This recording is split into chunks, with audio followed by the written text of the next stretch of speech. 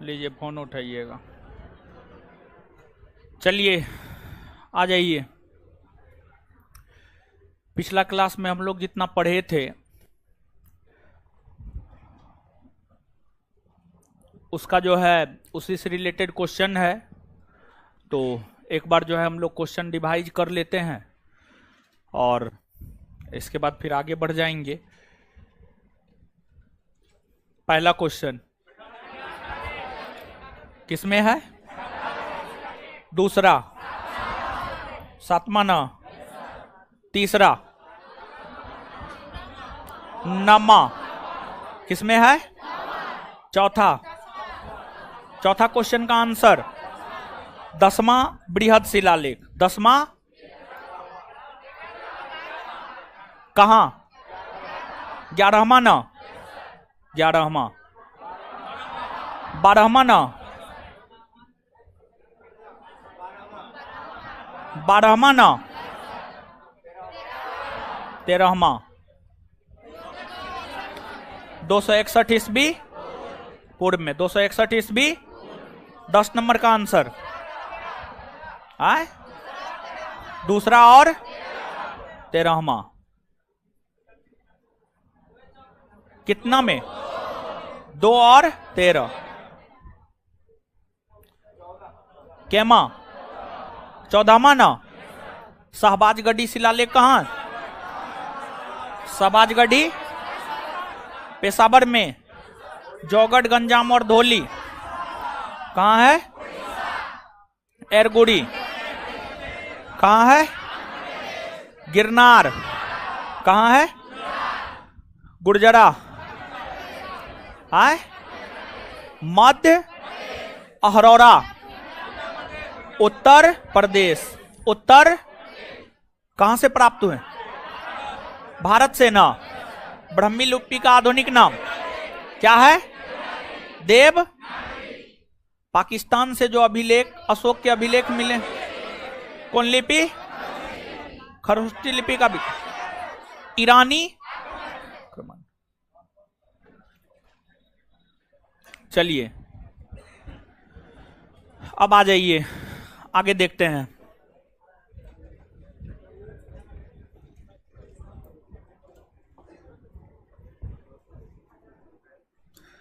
अशोक के शिलालेखों को आपने देखा, अशोक के लघु शिलालेखों को आपने देखा, अशोक के बृहद शिलालेखों को आपने देखा।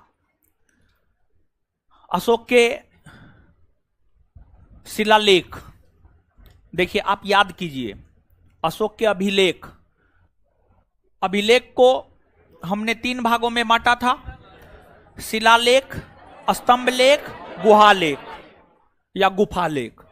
शिलालेख, स्तंभलेख और गुफालेख या गुहालेख। देखिए उसमें आप शिलालेख देख चुके हैं, इसके बाद आगे है स्तंभलेख। शिलालेख के बाद जो है आगे क्या है आपको? स्तंभलेख। स्तंभलेख है, स्तंभलेख। और स्तंभलेख के बाद जो है आगे है आपको गुहालेख या गुफालेख। स्तंभलेख के बाद आगे है आपको गुहालेख या गुफालेख। तो जैसे कि आपने पिछले क्लास में यह बात जाना है कि अशोक के शिलालेखों में, अशोक के शिलालेखों में जो है मुख्य तौर पर जो अशोक के शिलालेख भारत से मिले हैं उसमें ब्राह्मी लिपि का प्रयोग हुआ है। और अशोक के जो स्तंभ लेख और गुहा लेख है ये भारत से ही मिले हैं। अशोक के स्तंभ लेख और गुहा लेख में भी ब्राह्मी लिपि का ही प्रयोग हुआ है और प्राकृत भाषा का ही प्रयोग हुआ है। ब्राह्मी लिपि और प्राकृत भाषा का ही प्रयोग हुआ है। पहली बात ये है, एक बार फिर से सुनिएगा, अशोक के स्तंभ लेख और गुहा लेख में भी जो है आपको ब्राह्मी लिपि और प्राकृत भाषा का ही प्रयोग हुआ है। दूसरी बात, जो स्तंभ लेख है, स्तंभ लेख है, स्तंभ लेख भी 2 प्रकार का होता था। स्तंभ लेख भी 2 प्रकार का होता था। और स्तंभ लेख जो 2 प्रकार का होता था उसमें एक आपको दीर्घ स्तंभ लेख और दूसरा आपको लघु स्तंभ लेख। दीर्घ स्तंभ लेख और दूसरा आपको लघु स्तंभ लेख। दीर्घ स्तंभ लेखों की संख्या 7 है। दीर्घ स्तंभ लेखों की संख्या 7 है। दीर्घ स्तंभ लेख के अंतर्गत जो है प्रयाग कौशांबी स्तंभ लेख आता है, दिल्ली टोपरा स्तंभ लेख आता है, दिल्ली मेरठ स्तंभ लेख आता है, लोरिया अरेराज आता है, लोरिया नंदनगढ़ आता है। ये सब जो है आपको दीर्घ स्तंभ लेख के अंतर्गत आता है। वहीं लघु स्तंभ लेख की हम लोग बात करें तो सांची हो गया, समझ गए, सांची का नाम आपने सुना होगा, सांची हो गया। सांची के बाद जो है आपको रूमी देई हो गया, सांची के बाद जो है आपको रूमी देई हो गया। ये सब लघु स्तंभ लेख के अंतर्गत आता है। जिस प्रकार से आपने शिलालेखों में पढ़ा है, शिलालेख भी दो प्रकार के, बृहद और लघु। बृहद की संख्या 14 और लघु की संख्या सैकड़ों में है। उसी प्रकार से जो लघु स्तंभ लेख है इसकी भी अनेकों संख्या है, इसकी कोई गिनती नहीं हुई है, समझ गए। इसके बाद जो गुहा लेख है, अशोक के द्वारा बड़े बड़े गुफाओं में जो लेख लिखे जाते थे उसी को गुहा लेख कहा जाता था। अशोक के द्वारा बड़े बड़े गुफाओं में जो लेख लिखा जाता था उसी को जो है आपको गुहा लेख कहा जाता था। क्या कहा जाता था? गुहा लेख, समझ गए। तो अब देखिएगा, आपको अशोक के स्तंभ लेखों में एक स्तंभ लेख है प्रयाग और कौशांबी अभिलेख, प्रयाग और कौशांबी स्तंभ लेख, प्रयाग और कौशांबी स्तंभ लेख। और जो प्रयाग और कौशांबी स्तंभ लेख है यह पहले कौशांबी में था। इसको जो है अकबर के समय, मुगल बादशाह अकबर के समय में जो है आपको इलाहाबाद लाया गया था। मुगल बादशाह अकबर के समय में इलाहाबाद लाया गया था और इसी स्तंभ लेख में अशोक की पत्नी कारुबाकी के द्वारा जो दान दिया जाता था उसकी चर्चा प्रयाग कौशांबी स्तंभ लेख में देखने को मिलता है। जिस वजह से प्रयाग कौशांबी स्तंभ लेख को जो है रानी का अभिलेख भी कहा जाता है, रानी का अभिलेख भी कहा जाता है। और एक बात और यह है कि अशोक के जो भी शिलालेख है, स्तंभ लेख है या गुहा लेख है, उसमें अशोक ने प्रशासनिक आदेश दिए हैं, उसमें अशोक ने प्रशासनिक आदेश दिए हैं। लेकिन अशोक के इन शिलालेख, स्तंभ लेख और गुहा लेखों में एक है आपको रूमी देई, समझ गए। एक क्या है आपको? रूमी देई। रूमी देई, रूमी देई स्तंभ लेख है। और जो रूमी देई स्तंभ लेख है इसका विषय जो है आपको आर्थिक है। इसका विषय क्या है? आपको आर्थिक है, समझ गए। आर्थिक है यानी कहने का मतलब यह हुआ कि इसमें जो है कर सब की चर्चा है, टैक्स सब की चर्चा है, रुपया पैसा की चर्चा है, रुपया पैसा की चर्चा है। बाद बाकी अशोक के जो भी अभिलेख है सभी में प्रशासनिक आदेश है, समझ गए। सभी में जो है आपको क्या है? प्रशासनिक आदेश है। क्लियर है? तो आप इसको याद रखिएगा। अब इसके बाद जो है आगे हम आपको कुछ बात और बताएंगे, लेकिन उससे पहले आप लिखिएगा, लिखिए तो कुछ चीज।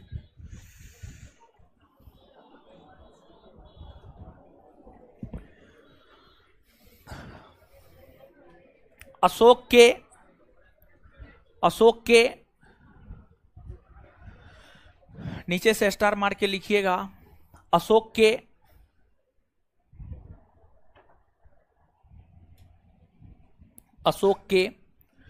स्तंभ लेख और गुहा लेख, अशोक के स्तंभ लेख और गुहा लेख, अशोक के स्तंभ लेख और गुहा लेख, अशोक के स्तंभ लेख और गुहा लेख में भी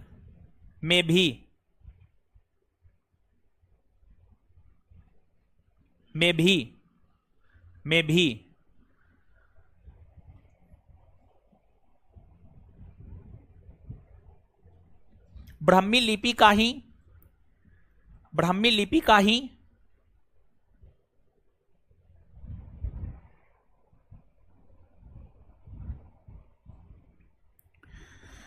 लिपि का ही प्रयोग,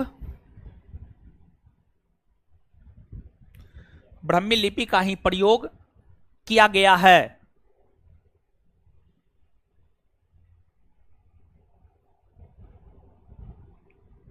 नीचे से अगला पॉइंट,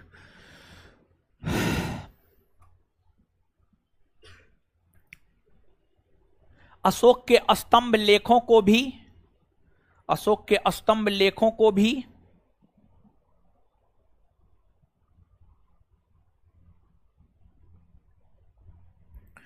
अशोक के स्तंभ लेखों को भी दो भागों में बांटकर पढ़ा जाता है, दो भागों में बांटकर पढ़ा जाता है।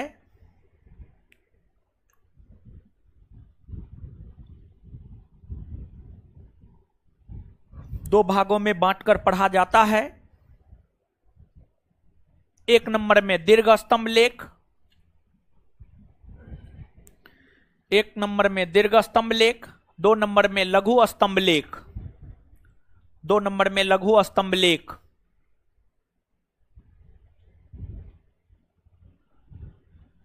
दो नंबर में लघु स्तंभ लेख, जिसमें जिसमें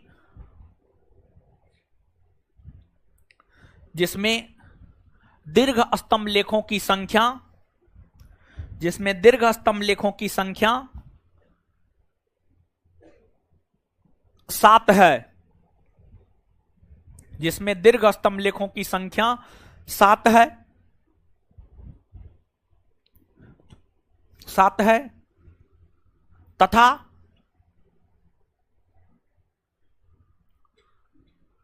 Sanchi Sanchi Sanchi Sanchi comma Rummindei, Sanchi comma Rummindei, Sanchi comma Rummindei इत्यादि इत्यादि लघु स्तंभ लेख,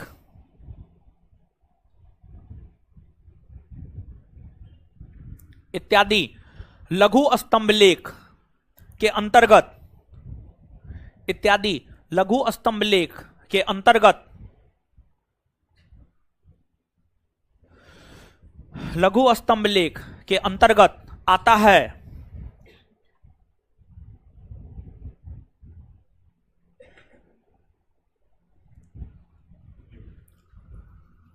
नीचे से लिखिएगा, अशोक का एक स्तंभ लेख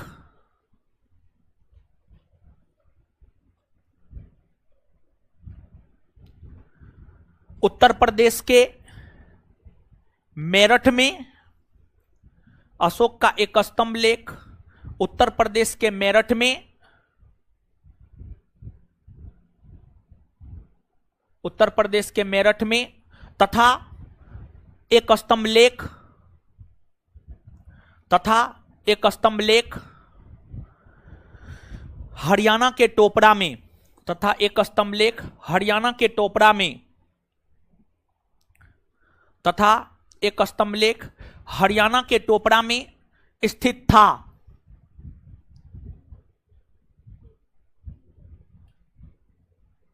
हरियाणा के टोपरा में स्थित था। इन दोनों स्तंभ लेखों को, इन दोनों स्तंभ लेखों को, इन दोनों स्तंभ लेखों को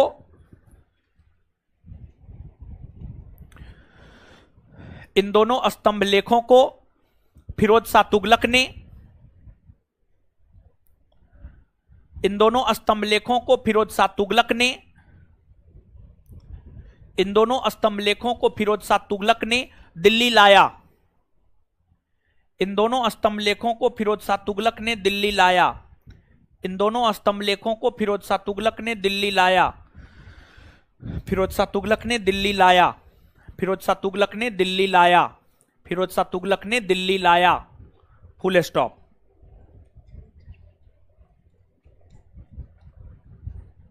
नेक्स्ट, अशोक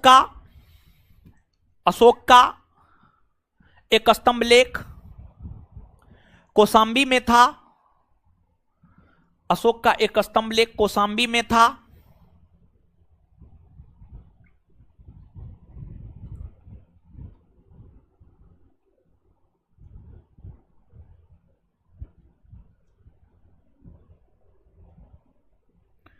अशोक का एक स्तंभ लेख कौशाम्बी में था, कौशाम्बी में था, कौशाम्बी में था, कौशाम्बी में था, जिसे जिसे अकबर ने जिसे अकबर ने जिसे अकबर ने इलाहाबाद में जिसे अकबर ने इलाहाबाद में इलाहाबाद में स्थापित करवाया।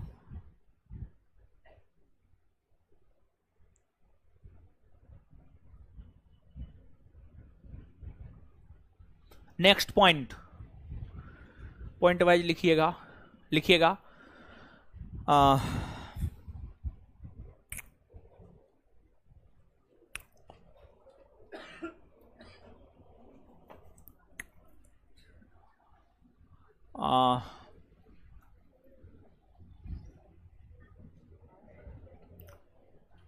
अशोक की पत्नी कारूबाकी के द्वारा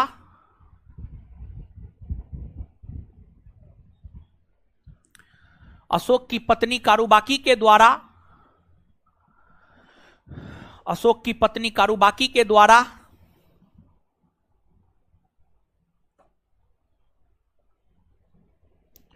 अशोक की पत्नी कारूबाकी के द्वारा दिए जाने वाले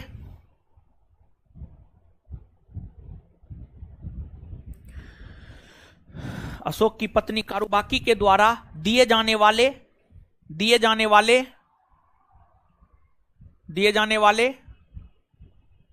दान दिए जाने वाले दान दान दान और दान की चर्चा प्रयाग और कौशाम्बी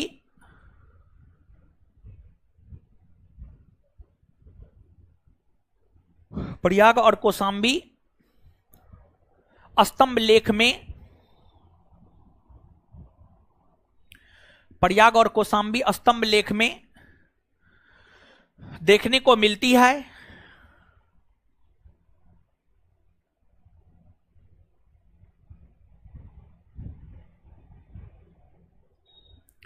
जिस कारण इसे रानी का अभिलेख भी कहा जाता है।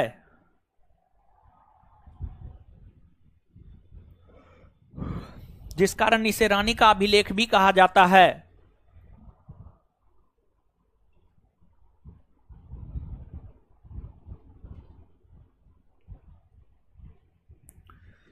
नीचे से नेक्स्ट पॉइंट,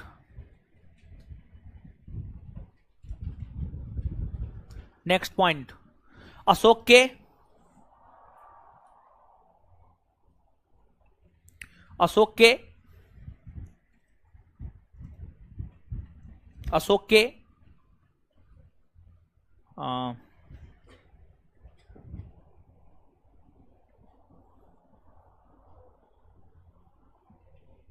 अभिलेखों में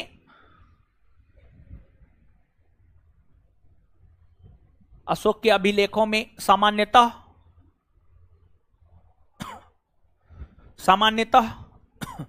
प्रशासनिक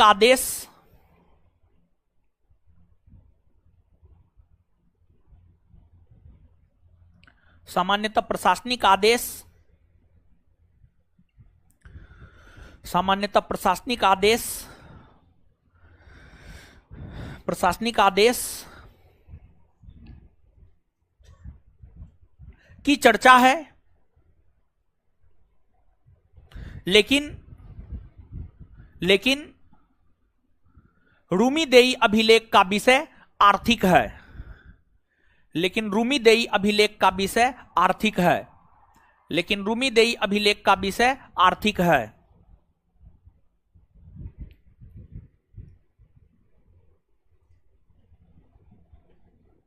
लेकिन रूमीदेई अभिलेख का विषय आर्थिक है। लेकिन रूमीदेई अभिलेख का विषय आर्थिक है। और देखिए, अशोक के अभिलेख भारत में मिले हैं, भारत के साथ साथ पाकिस्तान में मिले हैं, और पाकिस्तान के साथ साथ अफगानिस्तान में भी मिले हैं, अफगानिस्तान में भी मिले हैं।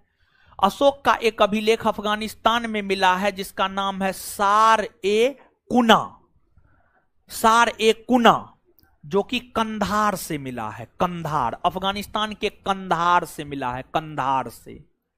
और उसमें ना ब्राह्मी लिपि का प्रयोग है, ना खरोष्टी लिपि का प्रयोग है, बल्कि उसमें जो है ग्रीक और अरमाइक लिपि का प्रयोग है, ग्रीक और अरमाइक लिपि का प्रयोग है। तो नीचे से लिखिएगा, अशोक के अभिलेख जो अशोक के अभिलेख जो अशोक के अभिलेख जो अफगानिस्तान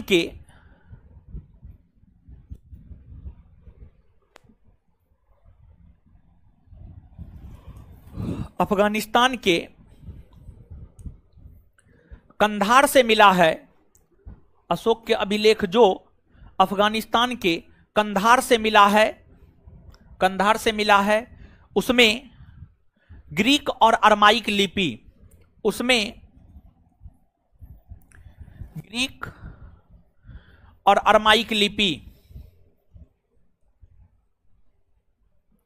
उसमें ग्रीक और अरमाइक लिपि का प्रयोग, उसमें ग्रीक और अरमाइक लिपि का प्रयोग किया गया है, उसमें ग्रीक और अरमाइक लिपि का प्रयोग किया गया है।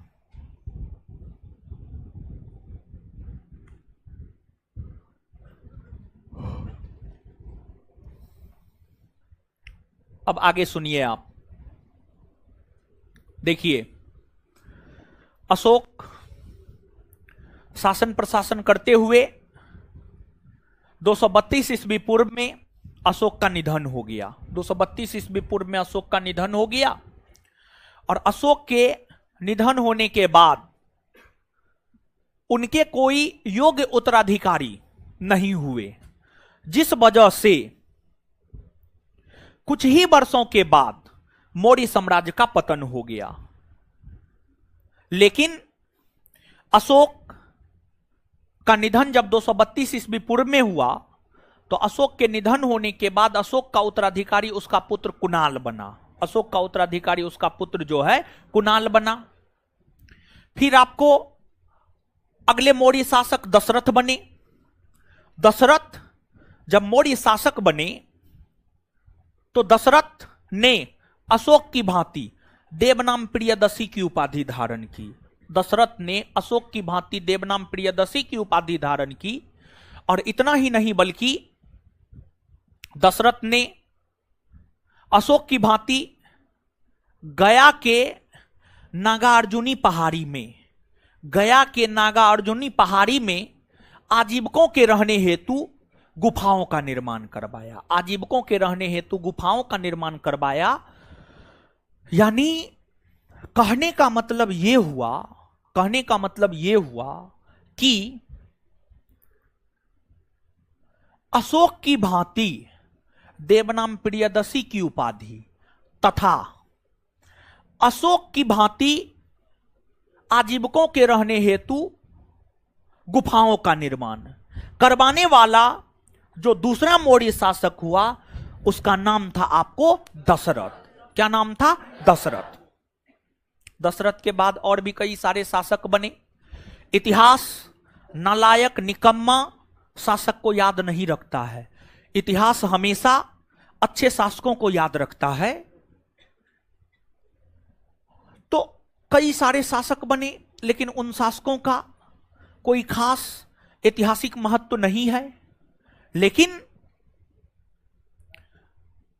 मौर्य वंश के अंतिम शासक जो है आपको बृहद्रथ हुए। मौर्य वंश के अंतिम शासक बृहद्रथ हुए।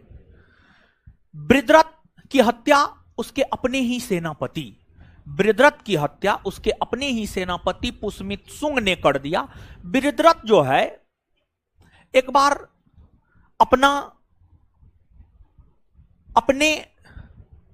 अपनी सेनाओं का निरीक्षण कर रहा था, अपने सैनिकों का निरीक्षण कर रहा था, और उसी क्रम में जो है धोखे से पुष्यमित्र शुंग ने बिरदरथ की हत्या कर दी और मौर्य वंश के स्थान पर एक नए राजवंश शुंग वंश के शासन की नींव डाली। मौर्य वंश के स्थान पर एक नए राजवंश शुंग वंश के शासन की क्या डाली? नींव डाली। शुंग वंश के शासन की नींव डाली। इस प्रकार मौर्यों के बाद शुंगों के शासन की समाप्ति हुई।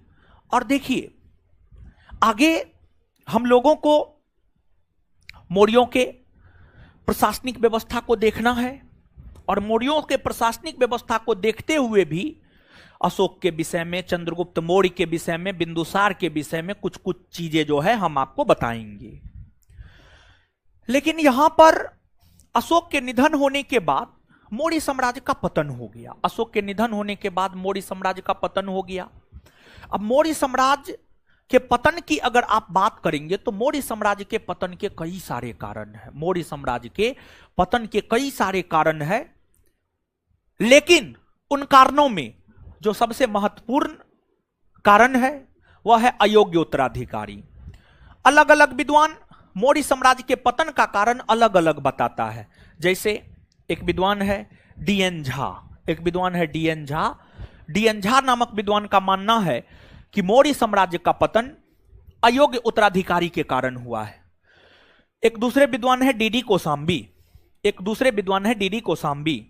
डीडी कोसाम्बी का मानना है कि आर्थिक संकट होने के कारण मौर्य साम्राज्य का पतन हो गया। एक तीसरे विद्वान है हरप्रसाद शास्त्री।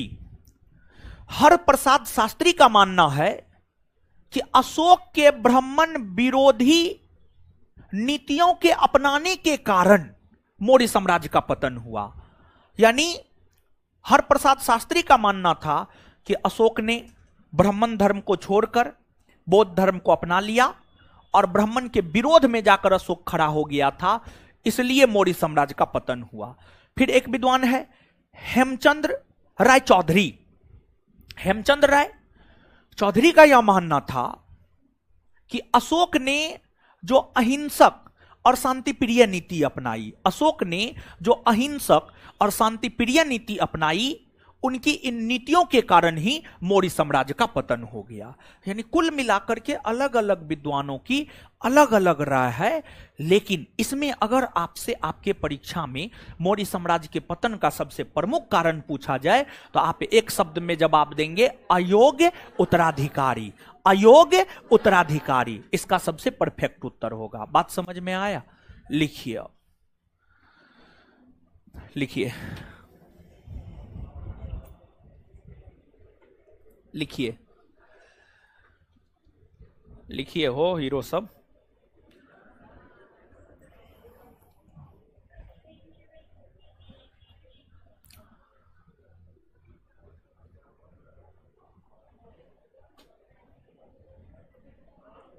शासन प्रशासन करते हुए, शासन प्रशासन करते हुए, शासन प्रशासन करते हुए, शासन प्रशासन करते हुए अंततः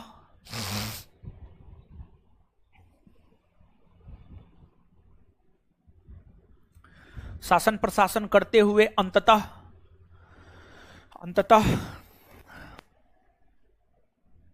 अशोक का निधन 232 ईस्वी पूर्व में हो गया।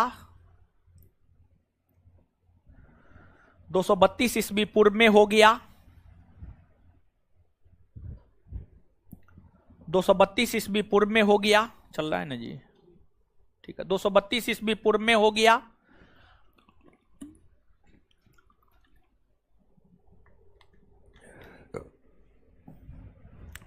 ईस्वी पूर्व में हो गया, लेकिन अशोक ने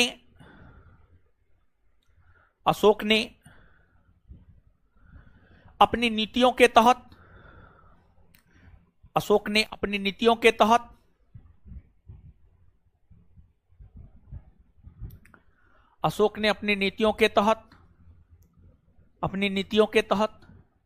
भारत का नाम वैश्विक पटल पर दर्ज करवाया, भारत का नाम वैश्विक पटल पर दर्ज करवाया।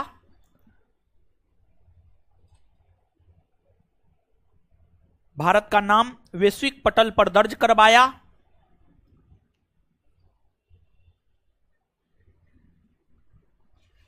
तथा अशोक ने सम्राट की भी उपाधि धारण की। तथा अशोक ने सम्राट की भी उपाधि धारण की।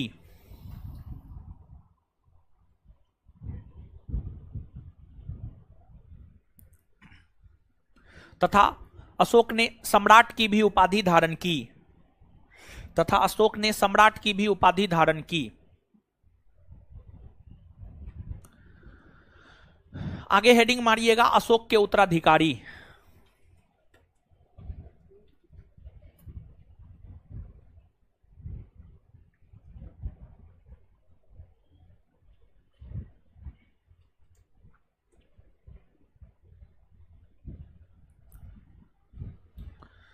अशोक के उत्तराधिकारी लिखिएगा डैश देकर। अशोक का उत्तराधिकारी उसका पुत्र कुणाल बना। अशोक का उत्तराधिकारी उसका पुत्र कुणाल बना।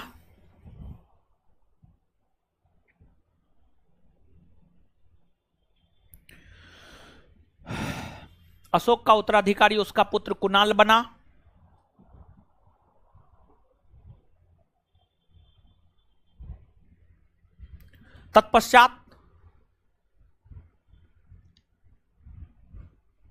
तत्पश्चात मौर्य वंश का अगला एक शासक। तत्पश्चात मौर्य वंश का अगला एक शासक। तत्पश्चात मौर्य वंश का अगला एक शासक। मौर्य वंश का अगला एक शासक। अगला एक शासक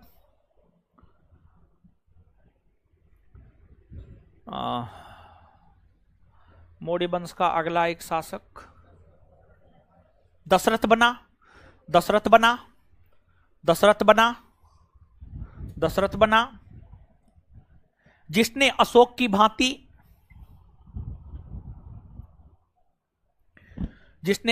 भांति देवनाम प्रियदसी की उपाधि धारण की।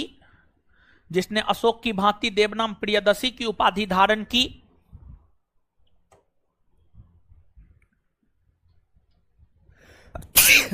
जिसने अशोक की भांति देवनाम प्रियदसी की उपाधि धारण की। जिसने अशोक की भांति देवनाम प्रियदसी की उपाधि धारण की तथा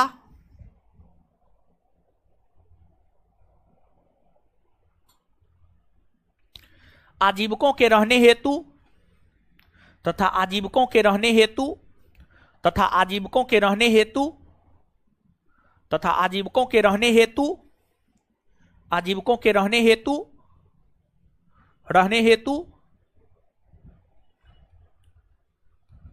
गया के नागार्जुनी पहाड़ी में गया के नागार्जुनी पहाड़ी में 3 गुफाओं का निर्माण करवाया। गया के नागार्जुनी पहाड़ी में 3 गुफाओं का निर्माण करवाया। गया के नागार्जुनी पहाड़ी में गया के नागार्जुनी पहाड़ी में 3 गुफाओं का निर्माण करवाया। गया के नागार्जुनी पहाड़ी में 3 गुफाओं का निर्माण करवाया।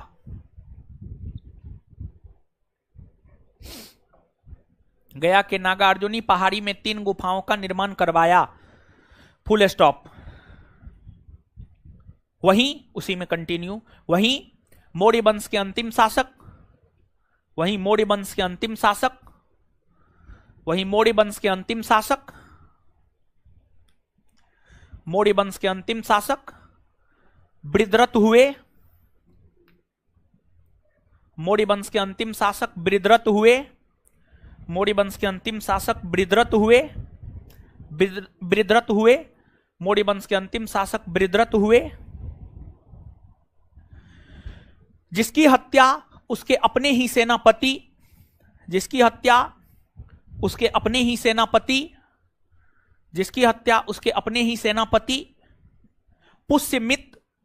पुष्यमित्र शुंग ने कर दी। जिसकी हत्या उसके अपने ही सेनापति जिसकी हत्या उसके अपने ही सेनापति पुष्यमित्र शुंग ने कर दी। पुष्यमित्र शुंग ने कर दी, पुष्यमित्र शुंग ने कर दी, पुष्यमित्र शुंग ने कर दी, पुष्यमित्र शुंग ने कर दी,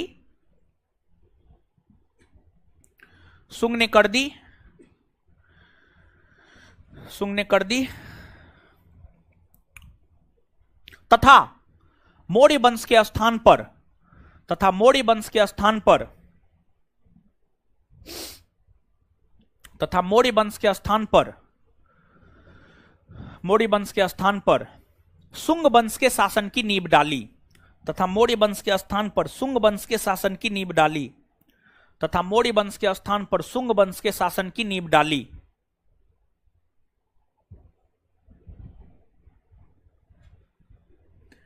आगे हेडिंग मारिएगा पतन का कारण, आगे हेडिंग मारिएगा पतन का कारण, पतन का कारण, पतनो पतन, पतन का कारण, पतन का कारण, पतन का कारण डैश देकर लिखिएगा, पतन का कारण डैश देकर लिखिएगा। अलग अलग विद्वानों के अनुसार, आगे हेडिंग मारिएगा पतन का कारण और डैश देकर लिखिएगा, पतन का कारण डैश देकर लिखिएगा। अलग अलग विद्वानों के अनुसार, अलग अलग विद्वानों के अनुसार, अलग अलग विद्वानों के अनुसार, अलग अलग विद्वानों के अनुसार मौर्य साम्राज्य के पतन के, मौर्य साम्राज्य के पतन के, मौर्य साम्राज्य के पतन के अलग अलग कारण, मौर्य साम्राज्य के पतन के अलग अलग कारण, मौर्य साम्राज्य के पतन के अलग अलग कारण बताए गए हैं, मौर्य साम्राज्य के पतन के अलग अलग कारण बताए गए हैं। लेकिन लेकिन मौर्य साम्राज्य के पतन का सबसे प्रमुख कारण, चल रहा है ना जी, लेकिन मौर्य साम्राज्य के पतन का सबसे प्रमुख कारण, लेकिन मौर्य साम्राज्य के पतन का सबसे प्रमुख कारण, सबसे प्रमुख कारण अशोक के निधन होने के बाद,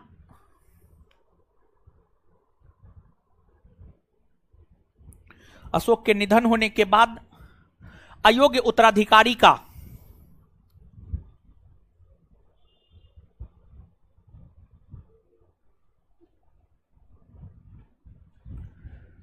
अयोग्य उत्तराधिकारी का होना है। अब नीचे से लिखिएगा एक नंबर में, एक नंबर में, एक नंबर में हरप्रसाद शास्त्री के अनुसार,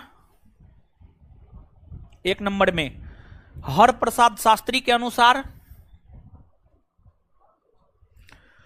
हर प्रसाद शास्त्री, एक नंबर में हरप्रसाद शास्त्री के अनुसार, हरप्रसाद शास्त्री के अनुसार, हरप्रसाद शास्त्री के अनुसार मौर्य साम्राज्य के पतन का कारण, हरप्रसाद शास्त्री के अनुसार मौर्य साम्राज्य के पतन का कारण, मौर्य साम्राज्य के पतन का कारण अशोक के ब्राह्मण विरोधी नीति को, अशोक के ब्राह्मण विरोधी नीति को, अशोक के ब्राह्मण विरोधी नीति को, अशोक के ब्राह्मण विरोधी नीति को बताया गया है, अशोक के ब्राह्मण विरोधी नीति को बताया गया है, अशोक के ब्राह्मण विरोधी नीति को बताया गया है, अशोक के ब्राह्मण विरोधी नीति को बताया गया है। 2 नंबर में, 2 नंबर में हेमचंद राय चौधरी के अनुसार,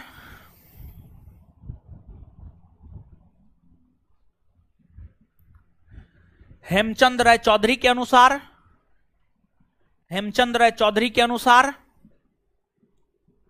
हेमचंद राय चौधरी के अनुसार मौर्य साम्राज्य के पतन का कारण,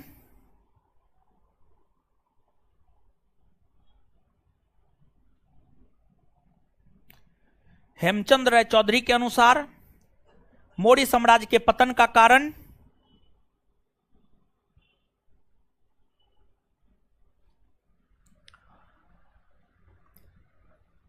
अशोक के द्वारा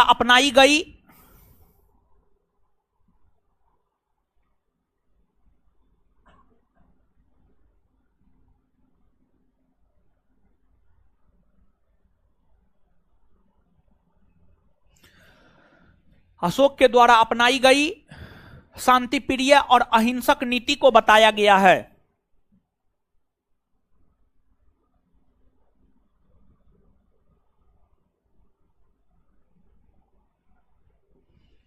अशोक के द्वारा अपनाई गई अहिंसक और वही अशोक के द्वारा अपनाई गई शांतिप्रिय और अहिंसक नीति को बताया गया है।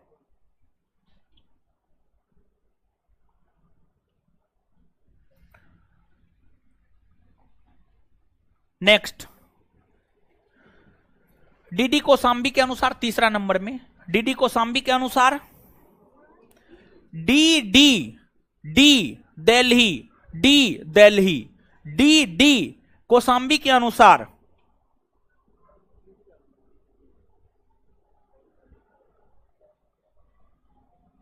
डीडी कोशाम्बी के अनुसार डीडी कोशाम्बी के अनुसार आर्थिक संकट उत्पन्न होने के कारण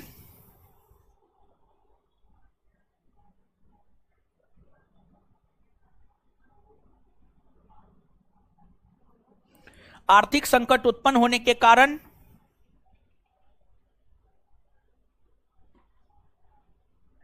आर्थिक संकट उत्पन्न होने के कारण आर्थिक संकट उत्पन्न होने के कारण मौर्य साम्राज्य का पतन हुआ।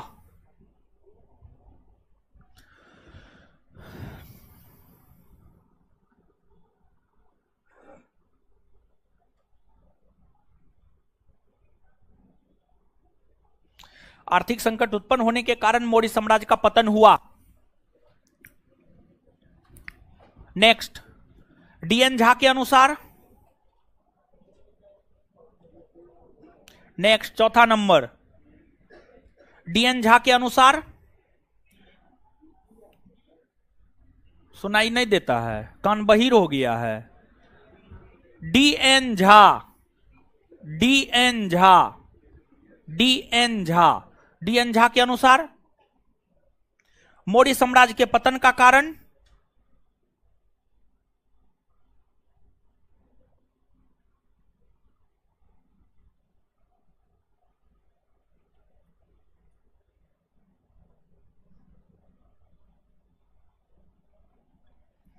डीएन झा के अनुसार मौर्य साम्राज्य के पतन का कारण अशोक के बाद अयोग्य उत्तराधिकारी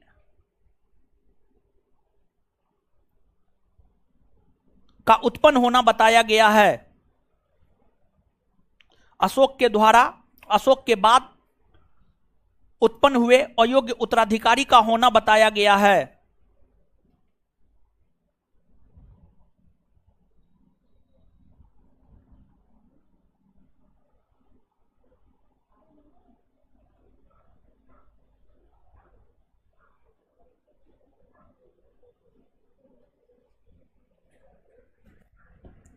अशोक के बाद उत्पन्न हुए अयोग्य उत्तराधिकारी को बताया गया है। अशोक के बाद उत्पन्न हुए अयोग्य उत्तराधिकारी को बताया गया है। हो गया। अब मौर्यकालीन प्रशासन को देखना है, तो आगे हेडिंग मारिएगा मौर्यकालीन प्रशासन। मौर्यकालीन प्रशासन,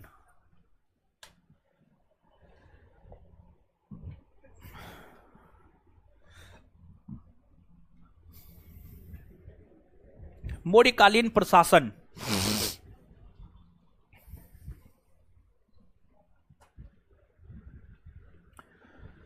देखिए, जैसे आज अगर आप संवैधानिक तौर पर देखेंगे तो आज संवैधानिक तौर पर देश का संवैधानिक प्रमुख भारत के राष्ट्रपति हैं। राष्ट्रपति को उसके कार्यों में सलाह एवं सहयोग देने के लिए एक मंत्री परिषद है और उस मंत्री परिषद का ही मुखिया प्रधानमंत्री है। उसी प्रकार से उस समय मौर्य काल में राजतंत्रात्मक एवं वंशानुगत शासन प्रणाली हुआ करता था। अगर आप शासन प्रशासन को देखेंगे तो मौर्य काल में जो है राजतंत्रात्मक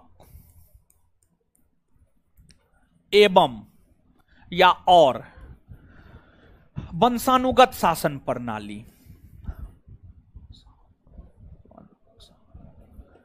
गत शासन प्रणाली देखने को मिलता है। मतलब इस समय राजाओं का शासन हुआ करता था और राजा वंशानुगत होते थे। चंद्रगुप्त मौर्य का उत्तराधिकारी उसका पुत्र बिंदुसार, बिंदुसार का उत्तराधिकारी उसका पुत्र अशोक, अशोक का उत्तराधिकारी उसका पुत्र कुणाल। यही तो वंशानुगत है। अब जैसे आज के डेट में राष्ट्रपति को उसके कार्यों में सलाह एवं सहयोग देने के लिए एक मंत्री परिषद होता है तथा कुछ अन्य पदाधिकारी होते हैं। उन पदाधिकारियों के माध्यम से राष्ट्रपति शासन प्रशासन को चलाने का काम करते हैं। उसी प्रकार से उस समय में भी यानी मौर्य काल में भी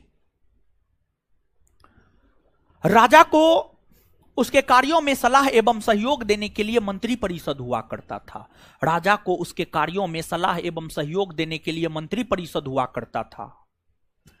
और मंत्री परिषद में जैसे आज के मंत्री परिषद में 3 प्रकार के मंत्री आपको देखने को मिलेंगे। आज के मंत्री परिषद में जो है 3 प्रकार के मंत्री आपको देखने को मिलेंगे। एक आपको कैबिनेट मंत्री, नहीं उठाना है, 1 मिनट रुक जाइए, हम ही उठा लेते हैं।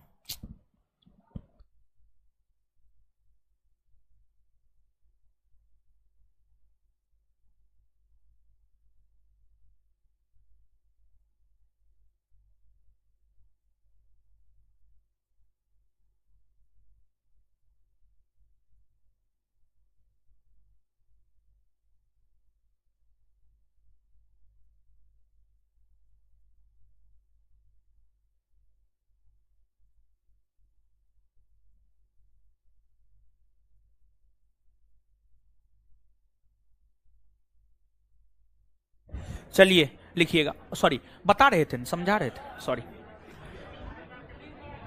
हाँ सुनिए, क्या बोल रहे थे? हाँ सुनिएगा आप। जैसे आज जो मंत्री परिषद है, मंत्री परिषद में 3 प्रकार का मंत्री होता है। एक कैबिनेट मंत्री, दूसरा राज्य मंत्री, तीसरा उप मंत्री। होता है या नहीं होता? एकदम से होता है।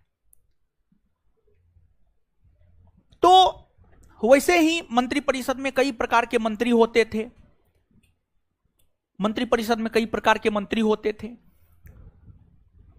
तो उसकी चर्चा बाद में करेंगे। लेकिन उससे पहले जो मौर्य काल है, जो मौर्य वंश है, मौर्य वंश की स्थापना चंद्रगुप्त मौर्य ने चाणक्य के मदद से किया था। और चाणक्य ने अर्थशास्त्र लिखा है। चाणक्य ने अर्थशास्त्र लिखा है। और चाणक्य ने जो अर्थशास्त्र लिखा है, उस अर्थशास्त्र से हमें मौर्यों के शासन प्रशासन के विषय में भी जानकारी प्राप्त होता है। और अर्थशास्त्र में चाणक्य ने इस बात का विवरण दिया है कि मौर्य काल में जो सबसे बड़े अधिकारी हुआ करते थे, मौर्य काल में जो सबसे बड़े अधिकारी हुआ करते थे, उस सबसे बड़े अधिकारी को तीर्थ कहा जाता था। मौर्य काल में जो सबसे बड़े अधिकारी हुआ करते थे उसको तीर्थ कहा जाता था। और तीर्थ की संख्या 18 हुआ करती थी। मौर्य काल में जो सबसे बड़े अधिकारी होते थे, सबसे बड़े अधिकारी को अर्थशास्त्र में तीर्थ कहा गया है। और तीर्थ की संख्या चाणक्य ने अपने अर्थशास्त्र में 18 बताया है। वहीं चाणक्य ने यह भी कहा है कि मौर्य काल में 26 प्रकार के अध्यक्ष भी हुआ करते थे, यानी तीर्थ के अलावे 26 अध्यक्ष होता था। देखिए तीर्थ के अंतर्गत कौन कौन आते थे? पुरोहित, समाहर्ता, सन्निधाता, प्रादेशिक, व्यवहारिक, सेनापति, युवराज, आटविक, दुर्गपाल, अंतःपाल। ये सभी तीर्थ के अंतर्गत आने वाले पदाधिकारी थे। ये सभी तीर्थ के अंतर्गत आने वाले पदाधिकारी थे। और तीर्थ मतलब बड़े पदाधिकारी के अलावे 26 अध्यक्ष हुआ करते थे। जो 26 अध्यक्ष हुआ करते थे, पतवाध्यक्ष, पन्याध्यक्ष, लक्षणाध्यक्ष, सुराध्यक्ष, सुनाध्यक्ष, ये सभी हुआ करते थे। समझिए, ये सभी हुआ करते थे। तो आपसे जानते हैं यहां से प्रश्न कैसे पूछा जाता है? आपसे प्रश्न पूछा जाता है जैसे दे देगा, मौर्य काल में राजस्व विभाग के प्रधान अधिकारी क्या कहलाते थे? तो इसका उत्तर होगा समाहर्ता। क्या इसका उत्तर होगा? समाहर्ता। फिर आपसे पूछ देगा मौर्य काल में राजकीय कोषाध्यक्ष किसे कहा जाता था? तो इसका उत्तर होगा सन्निधाता। मौर्य काल में धर्म एवं दान विभाग के प्रधान को क्या कहा जाता था? तो मौर्य काल में धर्म एवं दान विभाग के प्रधान को पुरोहित कहा जाता था। क्या? पुरोहित। मौर्य काल में धर्म एवं दान विभाग के प्रधान को क्या कहा जाता था? पुरोहित कहा जाता था। फिर आपसे पूछ देगा मौर्य काल में आटविक कौन थे? तो मौर्य काल में जो वन, समझ गए, वन यानी फॉरेस्ट, उसकी देखभाल करने वाला जो सबसे बड़ा अधिकारी हुआ करता था, उसी को आटविक कहा जाता था। वन विभाग के प्रधान को या वन विभाग के अधिकारी को आटविक कहा जाता था। मौर्य काल में जो सड़क निर्माण अधिकारी होते थे उसको एग्रोनोमाई कहा जाता था। मौर्य काल में राजा के जो उत्तराधिकारी होते थे उसको युवराज कहा जाता था। मौर्य काल में जो सेना के प्रधान अधिकारी हुआ करते थे उनको सेनापति कहा जाता था। तो आपसे इसी रूप में जो है प्रश्न पूछा जाता है। तो इस रूप में जो प्रश्न पूछा जाता है तो इसको हम लोग देख लेंगे और धीरे धीरे याद भी हर चीजों को हम लोग कर लेंगे। और जैसे आज भारत में मूलतः 3 प्रकार के न्यायालय मिल जाएंगे। एक आपको सुप्रीम कोर्ट, दूसरा आपको हाई कोर्ट और तीसरा आपको सबऑर्डिनेट कोर्ट। एक सुप्रीम कोर्ट, दूसरा हाई कोर्ट और तीसरा आपको सबऑर्डिनेट कोर्ट यानी अधीनस्थ न्यायालय। उसी प्रकार से जो है 18 तीर्थों में एक तीर्थ प्रदेष्टा है और एक तीर्थ व्यवहारिक है। 18 तीर्थों में एक तीर्थ है प्रदेष्टा और एक तीर्थ है, मतलब एक अधिकारी है प्रदेष्टा और एक अधिकारी है व्यवहारिक।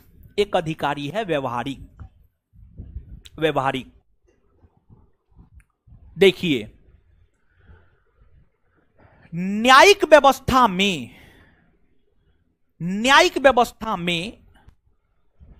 यानी कोर्ट सब में, न्यायालय सब में मूलतः 2 प्रकार के मामले जाते हैं। न्यायालय में मूलतः 2 प्रकार के मामले जाते हैं। एक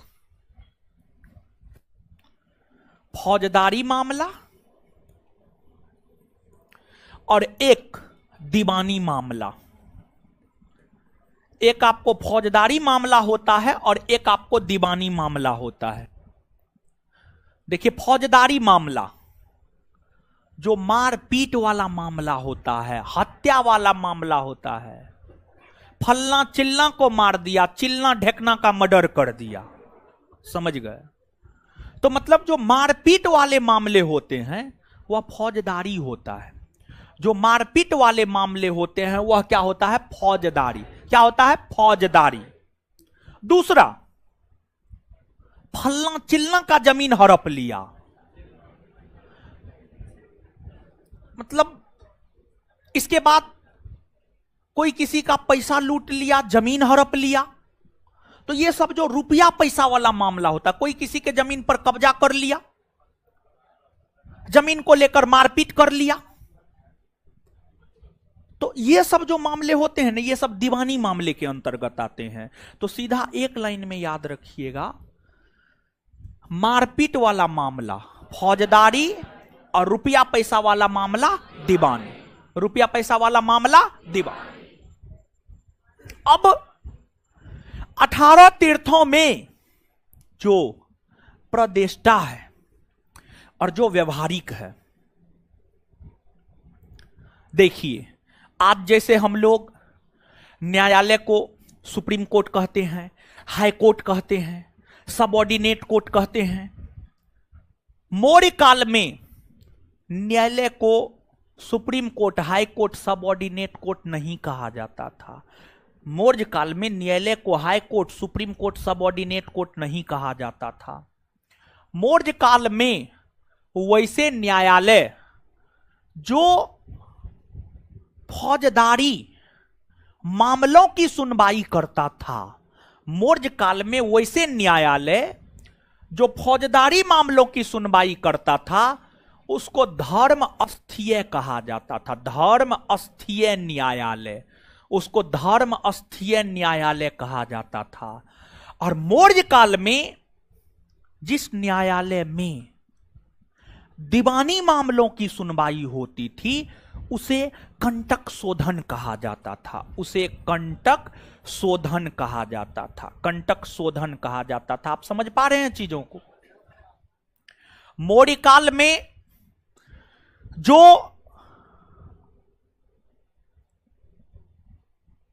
धर्मस्थीय न्यायालय था, धर्मस्थीय न्यायालय में फौजदारी मामलों की सुनवाई होती थी, और जो कंटक शोधन न्यायालय था उसमें दीवानी मामलों की सुनवाई होती थी। दीवानी मामलों की सुनवाई होती थी।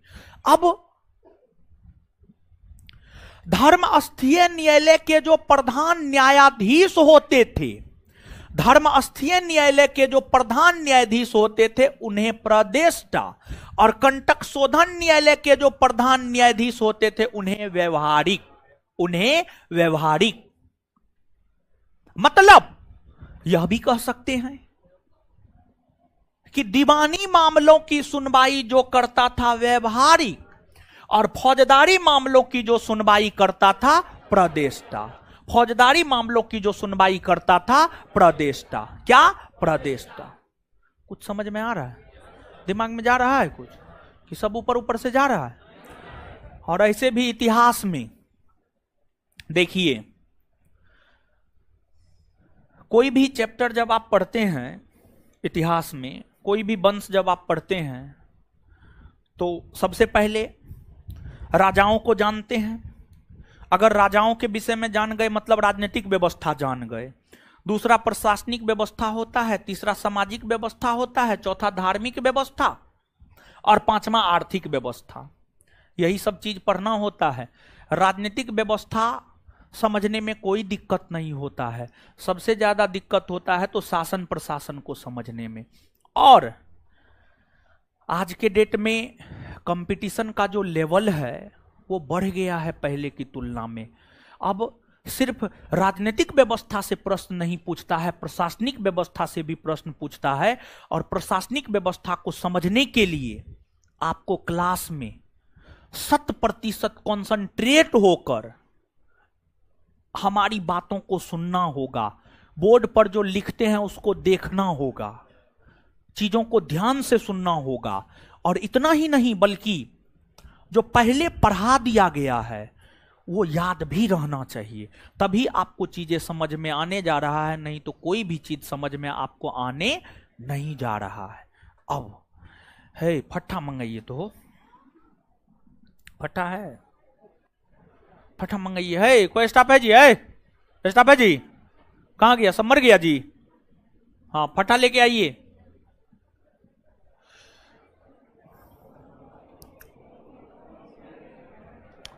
आगे लिखाएंगे, ठीक है।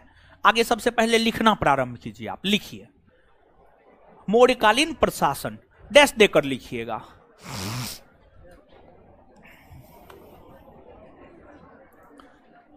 बहुत दिन से हमको लगता है, जब से प्राचीन भारतीय इतिहास शुरू किए हैं तब से ना कोई टेस्ट हुआ है।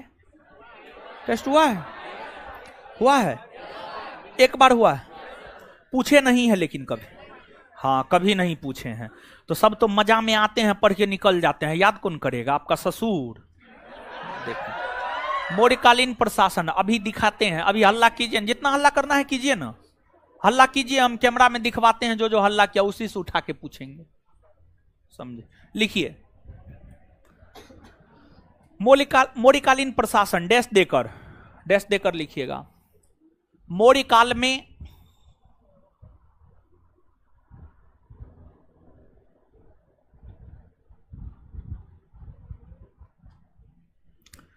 राजतंत्रात्मक और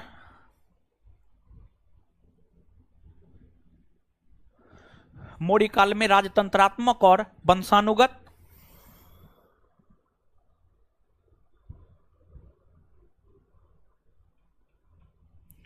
शासन प्रणाली, वंशानुगत शासन प्रणाली का प्रचलन देखने को पुलिस वाला फट्टा क्या हुआ जी?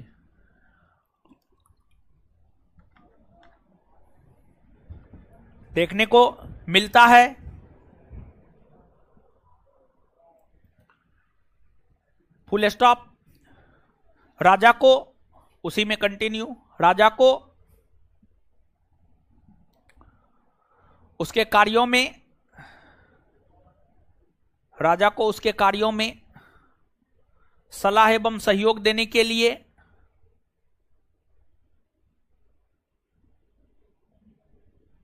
दीजिए। बड़ी मोटा फट्टा है, बाप रे। देखिए फट्टा आई से लगेगा तो नानी याद आ जाएगा। है? हाँ चोट लगता है, चोट लगता है बहुत जोर से। पता नहीं है क्या हो, कितना परत है इसमें? बहुत परत है, कम से कम 10 परत है इसमें। 10 का दम। लिखिए आज कुटेंगे हम। आज तो कुटाई लिखा हुआ है आप लोग का।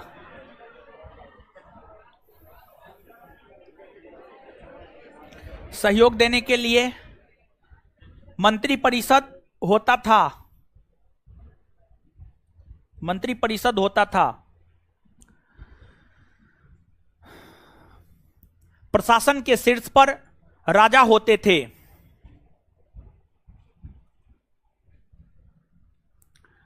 प्रशासन के शीर्ष पर राजा होते थे। उसी में, हाँ, प्रशासन के शीर्ष पर राजा होते थे। चलिए नीचे से स्टार मार के लिखिएगा। कौटिल्य ने अपने अर्थशास्त्र में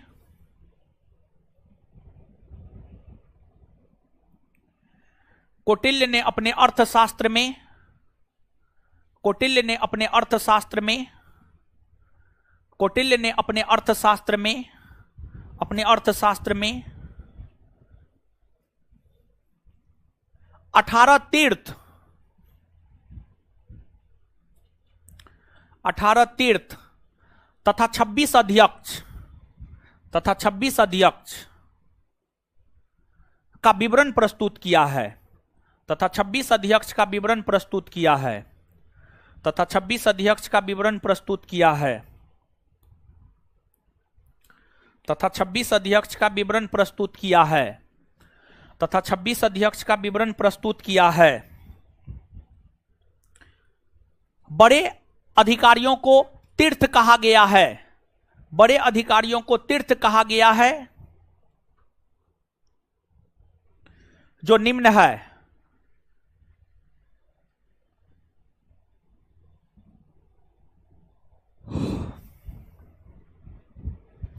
अब देखिएगा, दो गो कॉलम बनाइएगा, दो गो कॉलम बनाइएगा। एक में लिखिए तीर्थ और दूसरा में लिखिए संबंधित विभाग। दो गो कॉलम बनाइएगा, एक में लिखिए तीर्थ और दूसरा में लिखिए संबंधित विभाग। एक में लिखिए तीर्थ और दूसरा में लिखिए संबंधित विभाग। एक में लिखिए तीर्थ, दूसरे में लिखिए संबंधित विभाग। अब तीर्थ में लिखिए,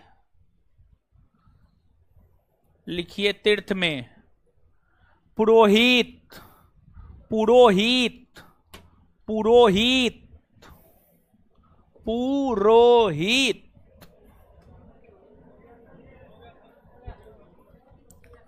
पुरोहित डैश देकर धर्म एवं दान विभाग के प्रधान। धर्म एवं दान विभाग के प्रधान। धर्म एवं दान विभाग के प्रधान। धर्म एवं दान विभाग के प्रधान।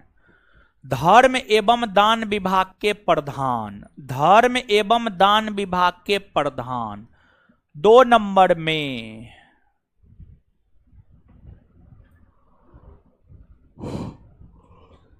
सेनापति। सेनापति। सेनापति। सेनापति डैश देकर सैन्य विभाग के प्रधान। सैन्य विभाग के प्रधान। सैन्य विभाग के प्रधान। सैन्य विभाग के प्रधान। सैन्य विभाग के प्रधान।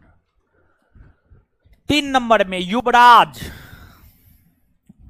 युवराज। युवराज। युवराज डैश देकर राजा का उत्तराधिकारी। डैश देकर राजा का उत्तराधिकारी। राजा का उत्तराधिकारी। राजा का उत्तराधिकारी। नेक्स्ट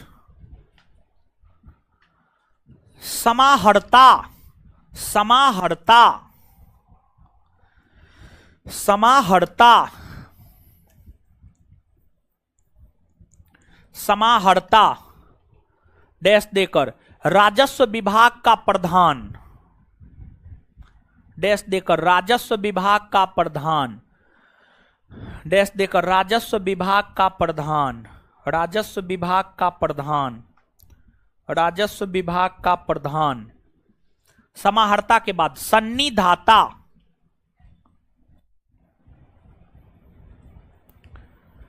सन्निधाता। सन्निधाता डैश देकर राजकीय कोषाध्यक्ष।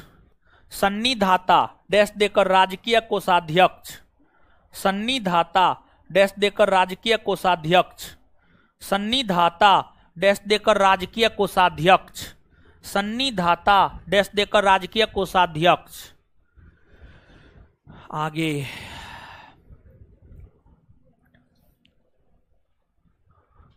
प्रदेष्टा। प्रदेष्टा। प्रदेष्टा।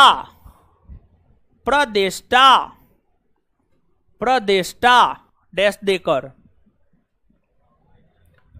फौजदारी न्यायालय के मुख्य न्यायाधीश। प्रदेष्टा डैश देकर फौजदारी न्यायालय के मुख्य न्यायाधीश। फौजदारी न्यायालय के मुख्य न्यायाधीश।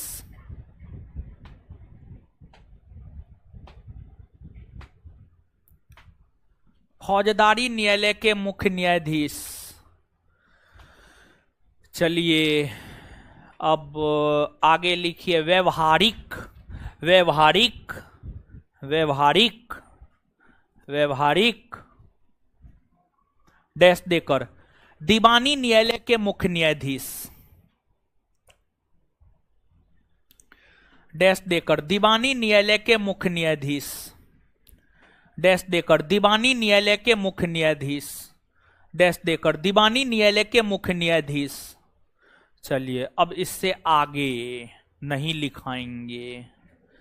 चलिए पूछ रहे हैं, ऑनलाइन वाले लोग भी जुड़े रहेंगे अंतिम में याद करवाएंगे। जितना आज बताए हैं लिखा है अंतिम में याद करवाएंगे।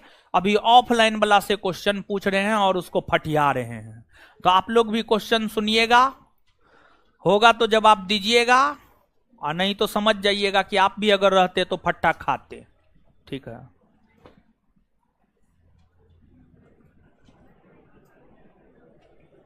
पढ़ रहे हैं ना शुरू से?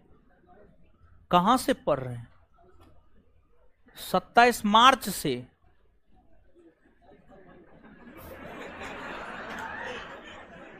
सत्ताईस फरवरी से। अच्छा बैठ जाइए।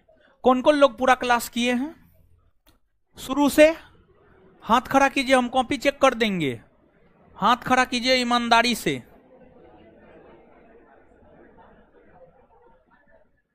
बताइए,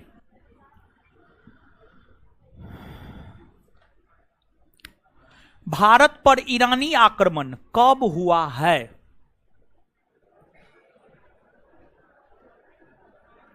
कब हुआ? 516 ईस्वी पूर्व में। लीजिए, प्रसादी है, ये जरूरी है, बिना इसके कुछ नहीं हो सकता है। चलिए खड़ा हो जाइए। हाँ, आप तो पूरा पढ़े हैं मेरे ख्याल से। हाँ बैठ जाइए, अब बैठ जाइए ना, प्रसादी खा लिए तो बैठिए। बोलिए।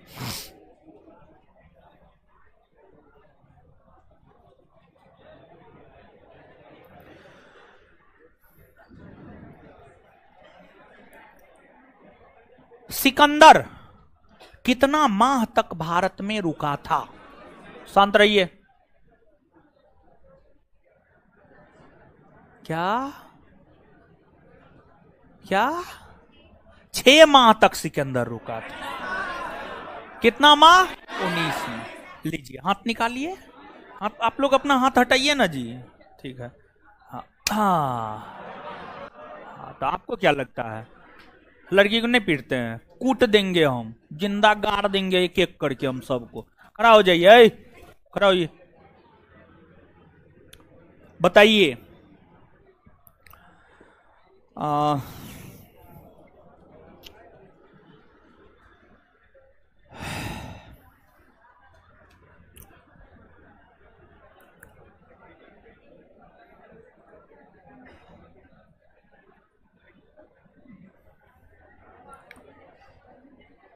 सर्वछत्रांक की उपाधि मगध साम्राज्य के किस शासक ने धारण किया था?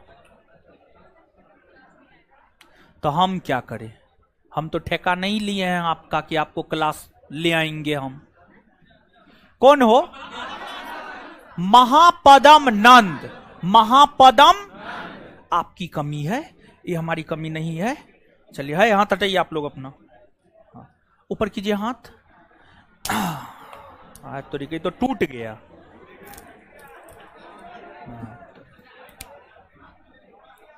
मजबूत ना है, कमजोर है। हाँ, खड़ा हो जाइए। बताइए,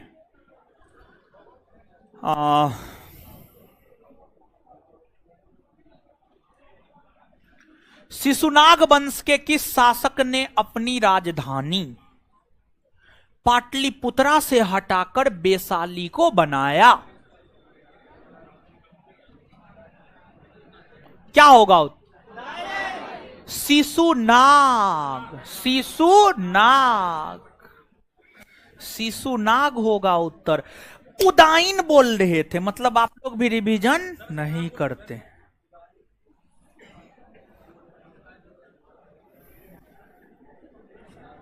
कुछ कहना है? पढ़े हैं ना पूरा? हाँ, जवाब दीजिए।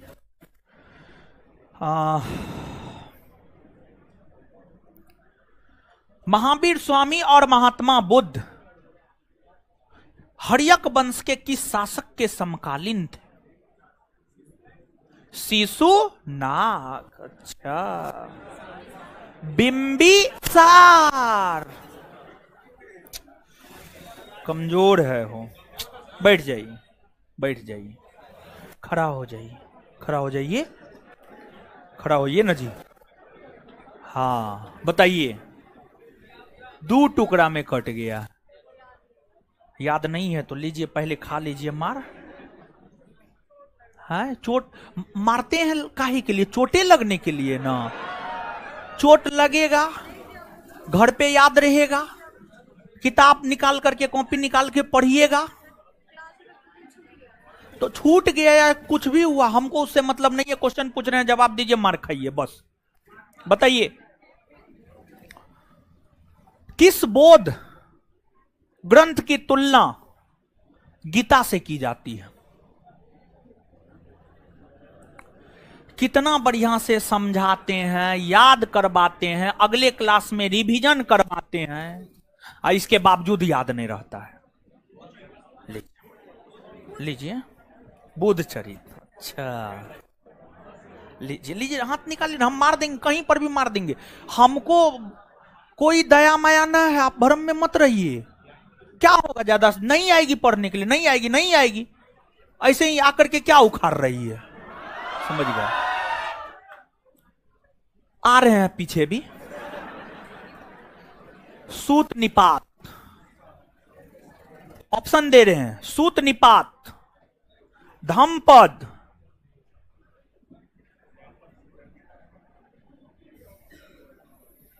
अभिधम पीटक, बुध चरित।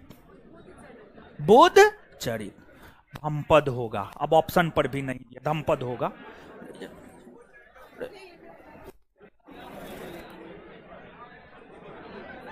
मार देंगे माथा पे हम। बैठ जाइए, चलिए खड़ा हो।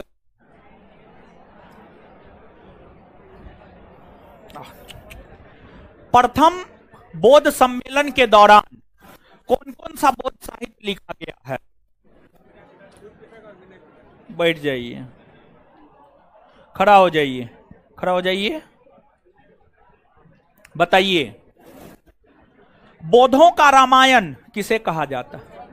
बुद्ध चरित। इसके रचयिता कौन आए? अश्वघोष। बैठ जाइए, खड़ा हो जाइए। महाविभास सूत्र किस बौद्ध सम्मेलन के दौरान लिखे गए थे?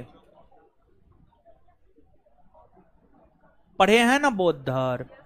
हाँ, लीजिए हाथ निकालिए, पढ़िए। कम जोर से लग गया। चलिए खड़ा हो जाइए हीरो। हाँ बताइए, तृतीय बौद्ध सम्मेलन को किस राजा ने संरक्षण प्रदान किया था? बैठ जाइए, अशोक। खड़ा हो जाइए। बौद्ध धर्म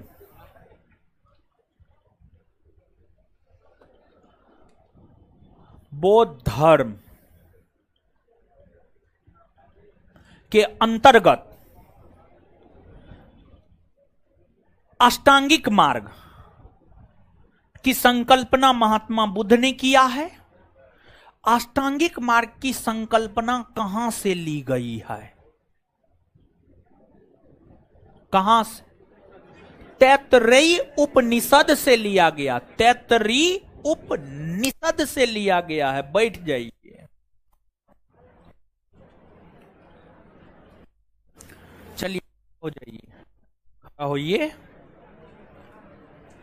इधर आप भी खड़ा हो जाइए। कुछ कहना है? पढ़े हैं ना पूरा? हाँ। जैन धर्म के किस तीर्थंकर ने चातुर्यार धर्म की स्थापना की?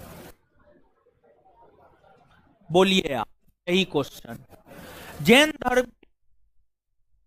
धर्म की स्थापना की। लीजिए, आप भी लीजिए। नहीं लगा आपको? नहीं लगा है? कैसे घर पे याद रहेगा कि वो करते हैं? हाँ चलिए,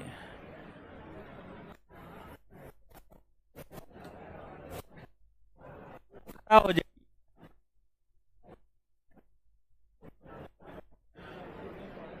ऋग्वेदिक समाज 4 वर्णों में विभक्त था। कौन कौन 4 वर्ण?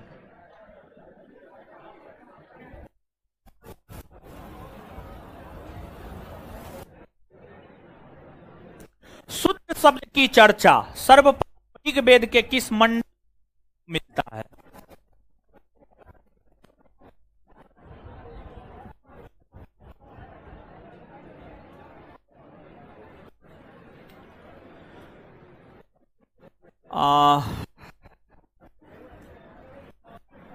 दशरथ की चर्चा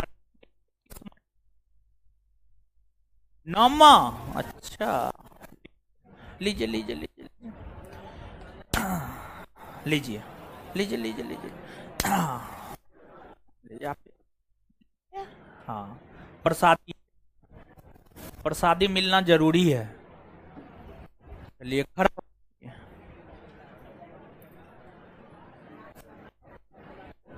वो द्वारा दिए गए उपदेशों का संकलन किसमें है? हाँ, उपनिषद में है। क्या बोल रहे हैं? क्या बोल रहे हैं? जोर से बोलिए। बुद्ध चरित में। अच्छा, किसमें है? सूत पीटक में है। सूत पीटक में है। खड़ा हो जाइए। द्वितीय जैन तीर्थकर, द्वितीय जैन सम्मेलन कहां हुआ है? लीजिए, गुजरात के बल्लभी में। समझ गए?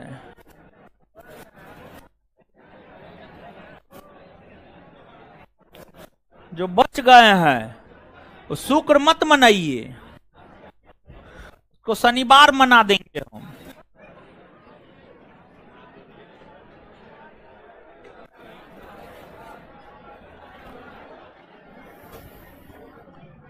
जो हो गया है बार बार उसका रिवीजन करते रहना है ताकि भूले नहीं। समझ गए? देखिए, बड़ा फट्टा था, 3 भाग में बट गया है। इतना जोर जोर से कूटे हैं, जिसके हाथ पे लगा है दर्द तो होगा ही। समझे? बैठिए बैठिए। देखिए, आपको जो है, अगली बात सुनिए। आपको जो है परसों, कल नहीं परसों, कल आपका क्लास है, परसों रामनवमी है, और रामनवमी में जो है थोड़ा जुलूस निकलता है। तो लड़का को तो कोई दिक्कत नहीं होता है, और जुलूस थोड़ा जो होता है आक्रोशित रहता है। जय श्री राम का नारा लगेगा। रामनवमी है, इसी कारण जो है परसों का क्लास बंद रहेगा। परसों का क्लास बंद रहेगा, लेकिन हो सकता है परसों हम संस्थान के YouTube चैनल पर 1947 के बाद के भारत, इतिहास का ही ये टॉपिक है, 1947 के बाद का भारत, ये टॉपिक पढ़ाएंगे YouTube पर। और आपके बैच में जब इतिहास पढ़ाएंगे तो 1947 तक ही आकर के छोड़ देंगे। उसके बाद के भारत का क्लास बुधवार को, 30 तारीख को, कल नहीं परसों बृहस्पतिवार को YouTube चैनल पर करवाएंगे। तो आप लोग भी कर लीजिएगा। मतलब क्लास ना, शांत रहिए ना, हल्ला काय कर रहे हैं? पहले हमको पूरा बोलने दीजिए, उसके बाद अकबकाइएगा, क्या कियाइएगा। संस्थान के YouTube चैनल पर होगा। और अब आपके मन में एक प्रश्न होगा, कब होगा? तो टेलीग्राम चैनल बुधवार के रात को विजिट कीजिएगा, वहां पर सूचना दे दिया जाएगा कि 30 तारीख को यानी बृहस्पतिवार को 1947 के बाद के भारत को जो पढ़ाएंगे वो क्या वजह से होगा। तो क्लास ना होने के बावजूद भी आपका क्लास है, और उसका हो सकता है लेक्चर देंगे, और नोट जो है PDF फॉर्मेट में हम आपको टेलीग्राम चैनल पर डाल देंगे, और उसको आपको अपने कॉपी में उतार के आना है। जब उसके बाद का मेरा अगला क्लास होगा तो उस क्लास में हम कॉपी चेक करेंगे। हर किसी के कॉपी में जो YouTube पर पढ़ाए हुए रहेंगे वो चीज हर किसी के कॉपी में रहना चाहिए। समझ गए? तो मतलब जो डेली बेसिस पर क्लास चलता है आपका 5:30 बजे से, रामनवमी के कारण जो है, जुलूस निकलने के कारण जो है आपको बंद रहेगा। कल आपका क्लास है, लेकिन YouTube चैनल पर ऑनलाइन क्लास जो है हम लेंगे, 1947 के बाद के भारत को पढ़ाएंगे। मतलब क्लास ना होने के बावजूद भी आपका क्लास होगा, मतलब आपका पढ़ाई होगा। आप समझ रहे हैं हम क्या बोल? हाँ, YouTube चैनल पर होगा, संस्थान के YouTube चैनल पर, ज्ञान बिंदु GS एकेडमी पटना नाम से है। चलिए, अब सुनिए भाई जी लोग, अब आइए याद करते हैं। क्या करते हैं? याद। दीजिए कॉपी।